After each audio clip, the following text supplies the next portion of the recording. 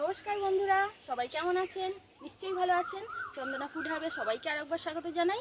তো বন্ধুরা, আজকের কিন্তু ওয়েদার একদমই ভালো নয়। দেখুন, একদম মেঘলা আকাশ। তো আমাদের আশেপাশে কত রকম গাছ আপনাদের আগেও দেখিয়েছি। তো এই দেখুন, আমাদের কাঁঠাল গাছটা আগে দেখিয়েছিলাম যে কাঁঠালগুলো কত ছোট ছিল।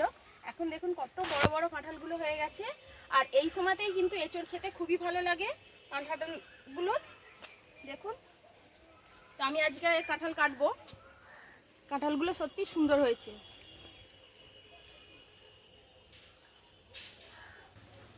আমের বোল দেখিয়েছিলাম, দেখুন আম ধরে গেছে, কিন্তু খুব একটা বেশি হয়নি, খুবই কম। কারণ এবছরে এত গরম পড়েছে, সব আমই প্রায় ঝরে গেছে। দু একটা হয়েছে, এই যে। নালে এই গাছগুলোই কিন্তু আম ভর্তি হয়ে যায় একদম। তো আমি এখন কাঁঠালটা কেটে নিচ্ছি।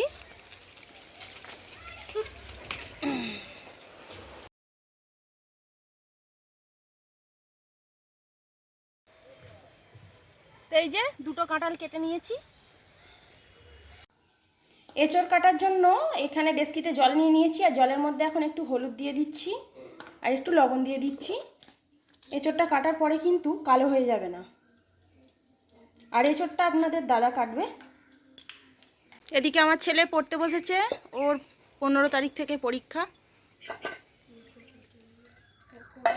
হাতে সর্ষের তেল লাগিয়ে নিল এঁচড় কাটার জন্য। দেখুন কত ফাস্ট কেটে ফেলবে, ফাটাফাট।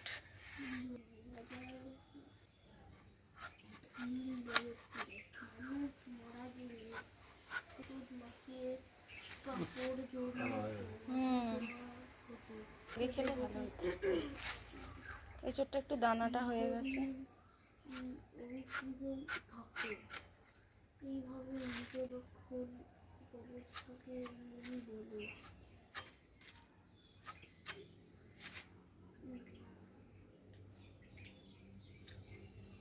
একবারে ছোট ছোট করে পিস করে নিচ্ছে, একবারে কাজ মিটিয়ে দিচ্ছে। দেখুন ছোট ছোট করে পিস করে নিচ্ছে একবারে।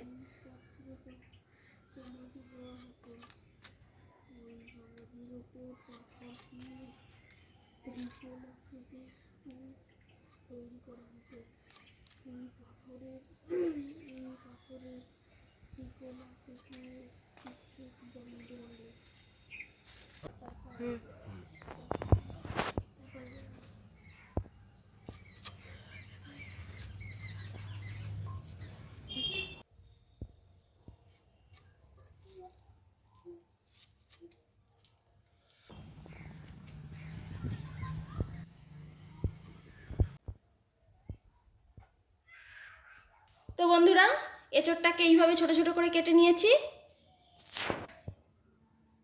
তো এঁচড়ে দেওয়ার জন্য এখানে আলু কুচিয়ে নিয়েছি, এখানে চিংড়ি মাছ, নিয়েছি, এখানে প্রায় 300 গ্রাম মতন পেঁয়াজ কেটে নিয়েছি। আর এখানে মশলা হিসাবে আদা রসুন বাটা, দুটো টমেটো কুচি, এখানে কিছুটা পোস্ত আর চারমগজ নিয়েছি, এগুলো বেটে নেব। আর এখানে কিছুটা গোটা গরম মশলা নিয়ে নিয়েছি, এলাচ, দারচিনি, সাজিরে, মরিচ, লবঙ্গ, এগুলো সব ভেজে গুঁড়িয়ে নেব। তো প্রথমে আমি এঁচড়ের মধ্যে লবণ দিয়ে দিলাম, হলুদ গুঁড়ো, একটু লঙ্কা গুঁড়ো, এই সব কিছু দিয়ে ভালো করে মিশিয়ে এঁচড়গুলোকে একদম ছাঁকা তেলে ভেজে নিতে হবে। সব কিছু ভালো করে মিশিয়ে নিয়েছি। তো এরকম আমি মাছেতেও মাখিয়ে নেব আর আলুতেও মাখিয়ে নেব। লবণ দিয়ে দিলাম,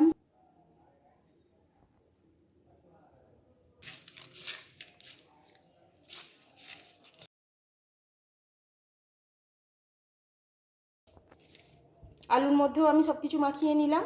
তো প্রথমে আমি গোটা গরম মশলাগুলো সব ভেজে নিচ্ছি একটু। আজকের এই রান্নাটা ফার্স্ট থেকে লাস্ট অবধি দেখবেন, অবশ্যই ভালো লাগবে। আর এইভাবে করলে খাসির মাংস ফেলে আপনারা খাবেন। মশলাগুলো ভাজা হয়ে গেছে, আমি এবার নামিয়ে নিচ্ছি। তো মশলাটা এইভাবে আমি শিলে গুঁড়িয়ে নিচ্ছি।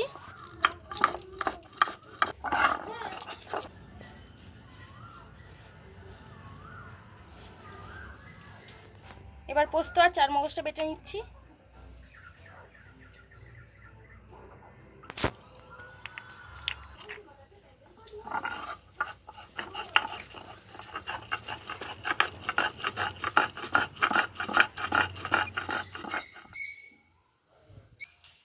কড়ার মধ্যে তেল গরম করতে দিয়ে দিলাম। এবারে আমি এঁচড়গুলো ভেজে নেব। তেলটা গরম হয়ে গেছে, আমি এবারে এঁচড়গুলো তেলের মধ্যে দিয়ে দিচ্ছি।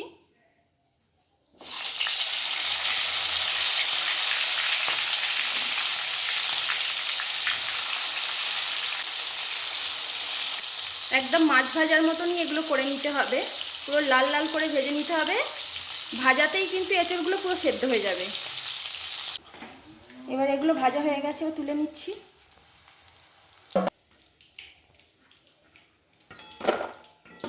বাকি এঁচড়গুলো আমি এইভাবে ভেজে নিচ্ছি।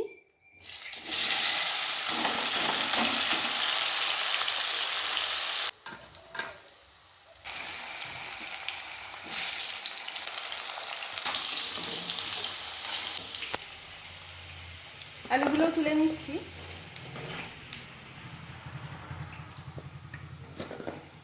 এবার মাছগুলো ভেজে নিচ্ছি।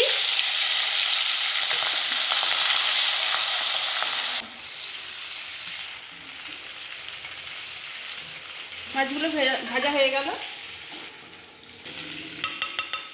ওই তেলের মধ্যে আমি এবার পেঁয়াজগুলো দিয়ে দিচ্ছি।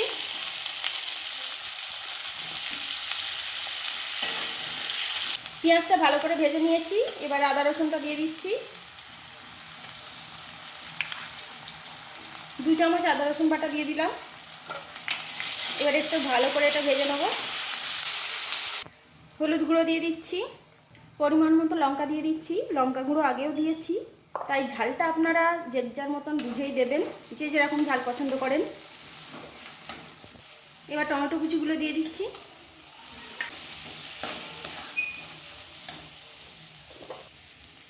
পরিমাণ মতো লবণ দিয়ে দিলাম।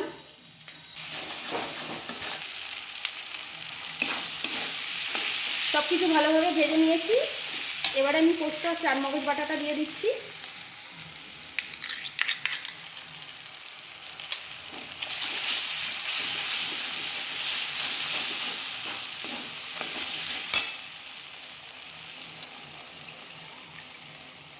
মশলা গোলা জলটা দিয়ে একটু ভালো করে এটা গুলে নিচ্ছি, কারণ এর মধ্যে অনেকটাই লেগে আছে।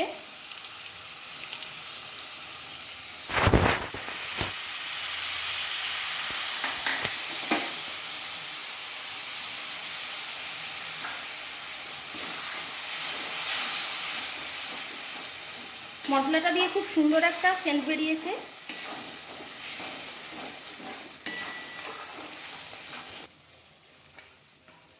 এবারে আলু আর এঁচড়টা দিয়ে দিলাম মশলার মধ্যে।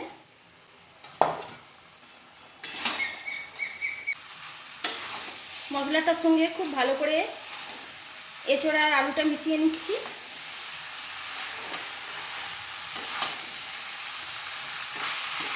তো বন্ধুরা, এইভাবে এঁচড় রান্না করলে মাটন খেলে অবশ্যই খাবেন। আপনারা বাড়িতে অবশ্যই একবার এইভাবে করবেন, দেখবেন খেয়ে কতটা টেস্টি হয়। এবারে জল দিয়ে দিচ্ছি আমি।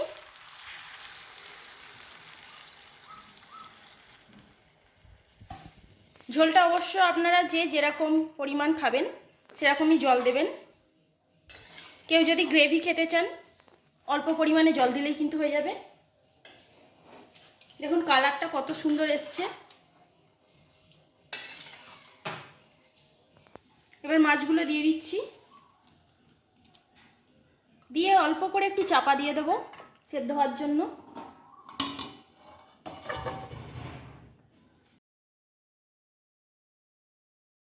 প্রায় 5 মিনিটের মতন আমি চাপা দিয়ে রেখেছিলাম।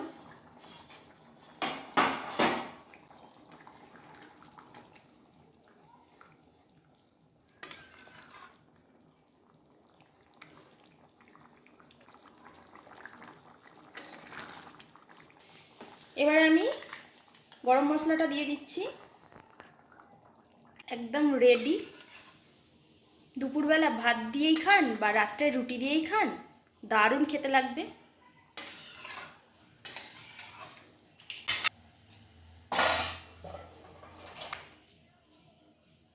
তো বন্ধুরা, গরম গরম এঁচোড়ের ঝোল একদম রেডি। তো দুপুরবেলা ভাত দিয়ে অবশ্যই এইভাবে একবার তরকারি করে খান। সব কিছু খুব ভালোভাবে সেদ্ধ হয়ে গেছে। ভালো লাগে তাহলে প্লিজ আমার চ্যানেলটিকে লাইক, শেয়ার এবং সাবস্ক্রাইব অবশ্যই করে আমার পাশে থাকবেন। সবাই সুস্থ থাকুন, ভালো থাকুন। ধন্যবাদ বন্ধুরা।